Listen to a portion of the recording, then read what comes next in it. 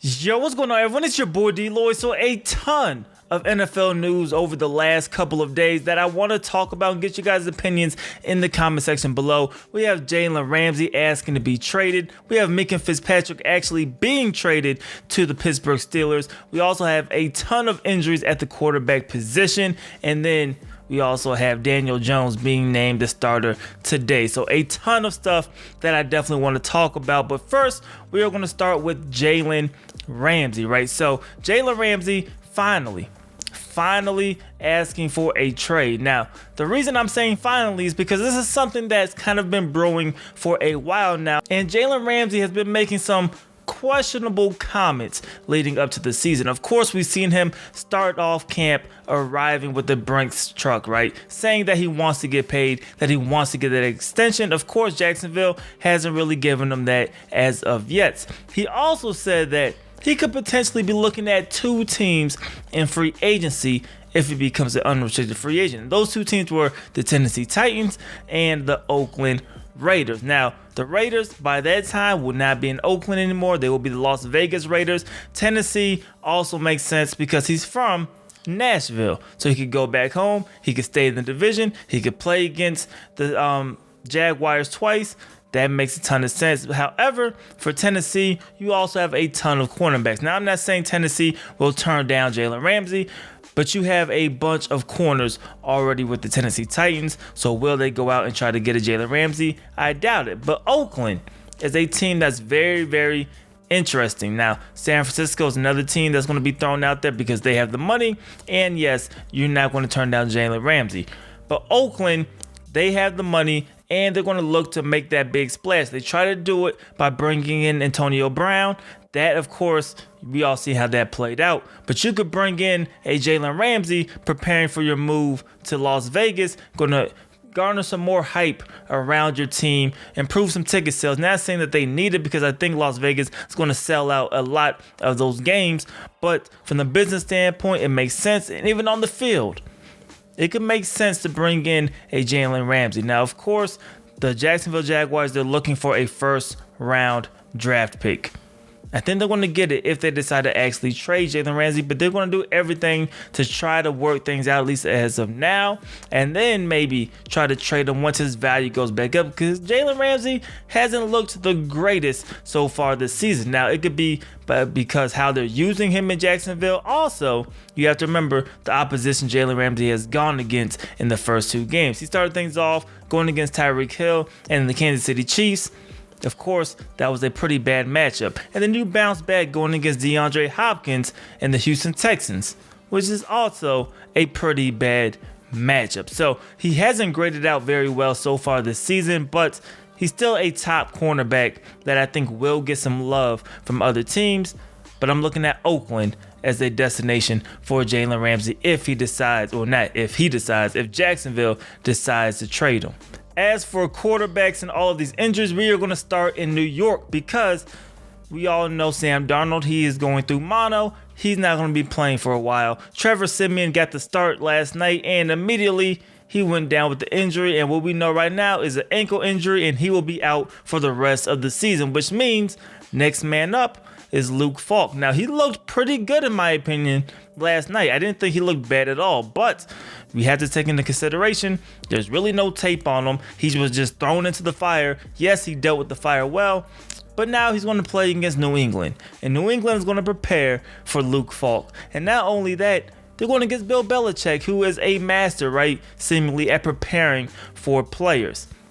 I don't see Luke Falk bouncing back with a great game this upcoming week, but is Luke Falk a terrible quarterback? From what I've seen, he looks like he could be okay. I don't think it's nothing you really have to worry about. I think, yes, you have to go out and get a backup quarterback now. Of course, you're going to hear a couple people's names. We don't know who they're going to bring in, but I think Luke Falk starting for the Jets, a team that's not going anywhere anyway, regardless if Sam Darnold's at quarterback or Luke Falk, I think it's okay to go ahead and give him some run. So I'm not really worried about it. But somebody who I am actually excited for, and really the organization, especially once I thought about it, was Pittsburgh and them having Mason Rudolph as their quarterback moving forward. Now, Ben Roethlisberger, is out for the remainder of the season.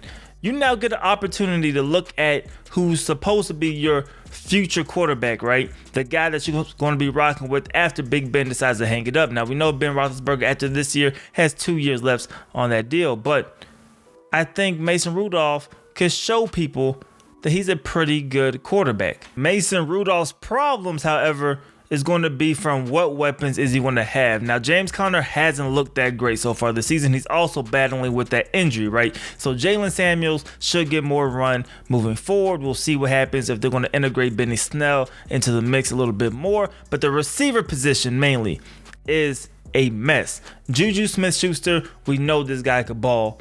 He hasn't quite looked like the same receiver, but of course we knew that was going to happen to some sort of degree because Antonio Brown isn't there to absorb any double teams anymore. Those double teams are going to go to Juju. The rest of the receivers have looked horrendous, right? Dante Moncrief, you guys know he was on my fantasy squad. He was supposed to be the number 2 receiver, right? Coming over and supposed to be a guy who's get those steady catches for you, right? Not big plays, but those steady catches for you. That was supposed to be Dante Moncrief, but this man has been dropping everything, absolutely everything. So he got benched. So now you're looking at James Washington, and people are looking at James Washington as somebody who could come in and save, this receiving core. He's not that guy. I think he's an okay wide receiver. He's a guy who could hit a couple home runs here and there, but having him as your starter full time, I just don't see it. He could also struggle with drops. The route running isn't the greatest. He has that speed though. He has that home run ability.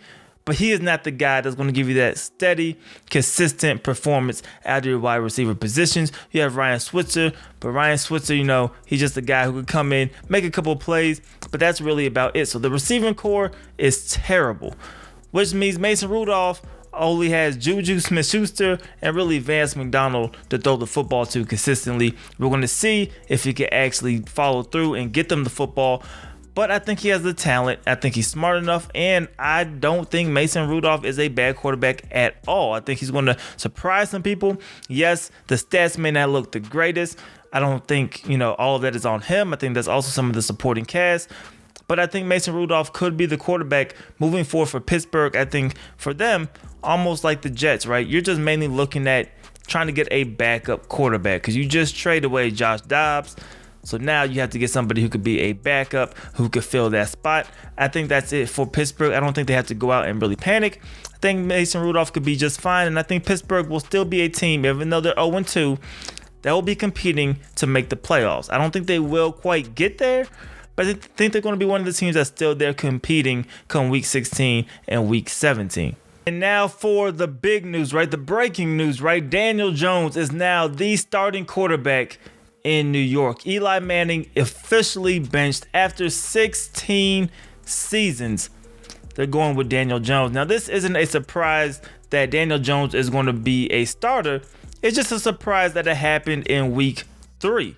Just after 2 games, they're already pulling the plug on Eli Manning and going with the rookie. Eli Manning hasn't looked good. Quite frankly, he just hasn't looked that good, but that was really what was expected, right? Nobody expected Eli Manning to come in and have a 25 touchdown, 12 interception season.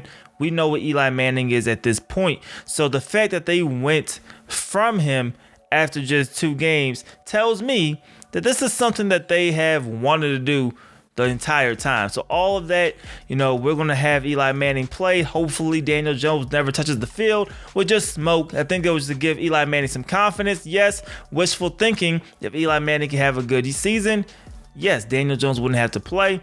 But I think that was more of a hope than something that they expected, because you went with Daniel Jones extremely quick. Now, Daniel Jones has performed well in the preseason. They liked what they seen out of him.